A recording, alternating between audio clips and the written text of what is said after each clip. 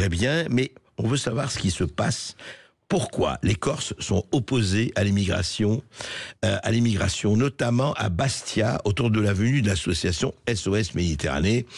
On connaît très bien SOS Méditerranée, effectivement une association qui reçoit 90% de dons privés, et puis des collectivités locales, des collectivités territoriales aussi les aident, notamment Marseille, Paris, 130 000 euros de subventions par Marseille, 100 000 euros de subventions par le Conseil de Paris, la mairie de Paris, et puis alors il dit voilà, nous sommes là pour de l'humanitaire, nous sommes là pour accueillir effectivement des gens qui viennent de pays en guerre ou de pays en danger, et un certain nombre de gens s'y opposent. Et voilà, on demandait pourquoi, notamment Alexis Fernandez. Bonjour Alexis Fernandez.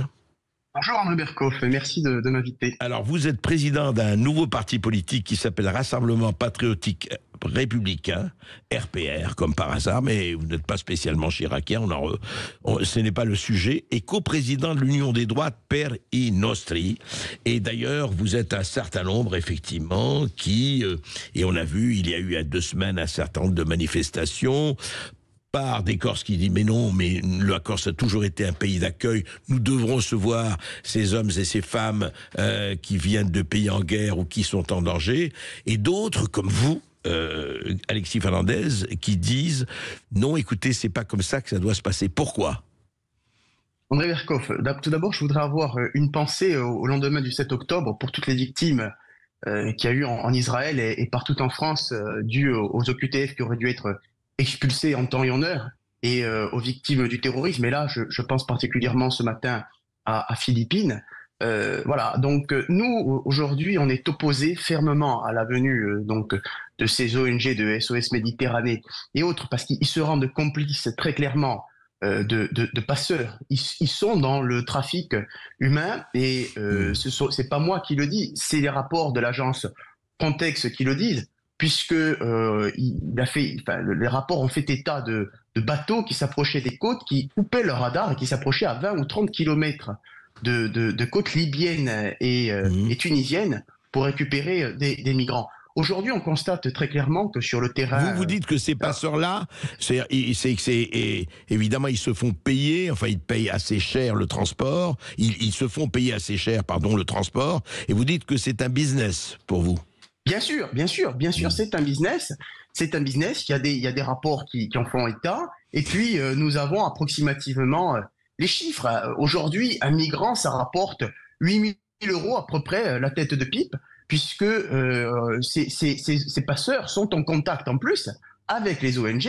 C'est très clair, c'est flagrant. Il y a un trafic. Est-ce que c'est un fait avéré, ça? Parce que, attention, il faut être sûr de ce qu'on avance, Alexis Fernandez.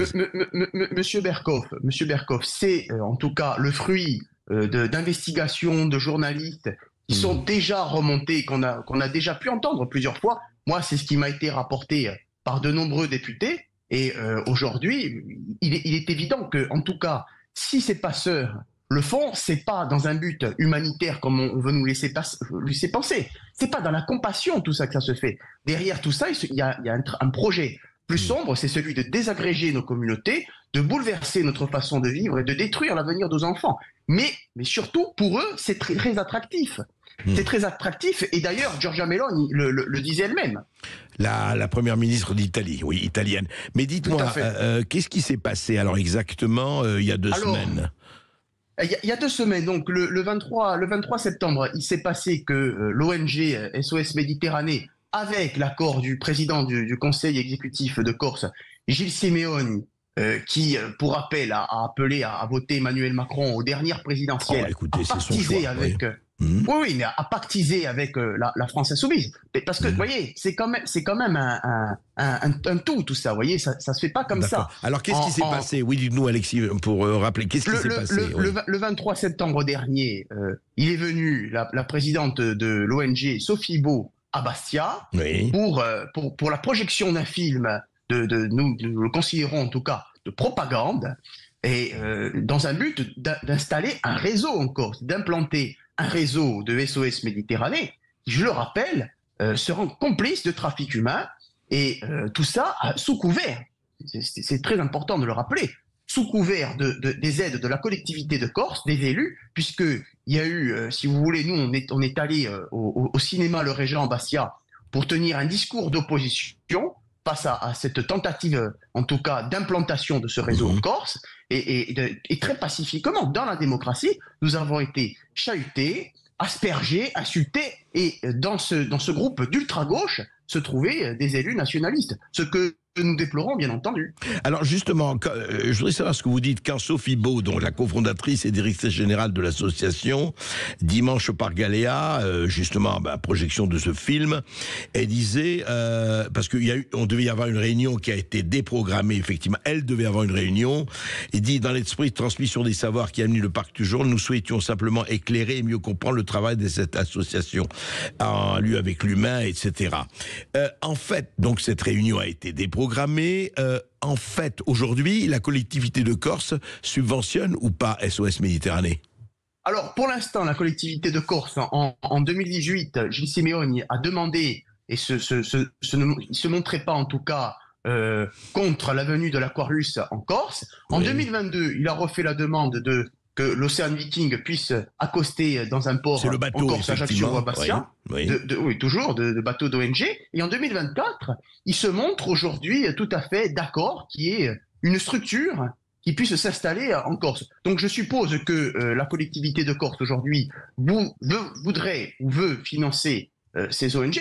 Mais moi, ce que je dis aussi, c'est que c'était un problème aussi financier pour la collectivité de Corse, puisque d'ici peu, nous risquons de passer sous la tutelle de l'État avec près de 1,4 milliard de déficit, et la commune de Bastia... La Corse a aujourd'hui 1,4 milliard de déficit, c'est ça ce que vous dites? Ah oui, la Corse a 1,4 milliard de déficit, et nous risquons de passer sous tutelle de l'État d'ici peu. Oui.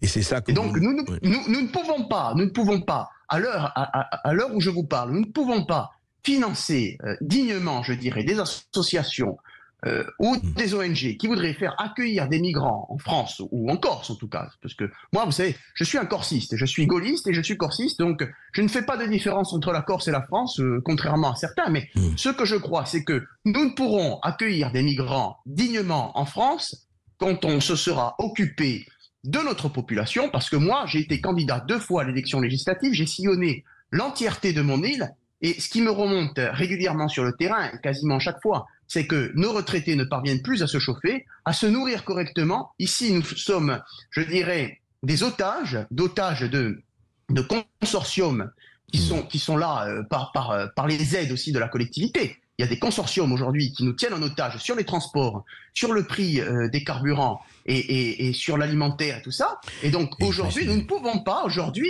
accueillir dignement des gens alors que les nôtres sont en pleine souffrance. Oui, vous voulez dire que, justement, j'allais vous poser la question du sentiment de la population corse. Évidemment, je ne vous demande pas de me dire, on ne fait pas un sondage, et ce n'est pas...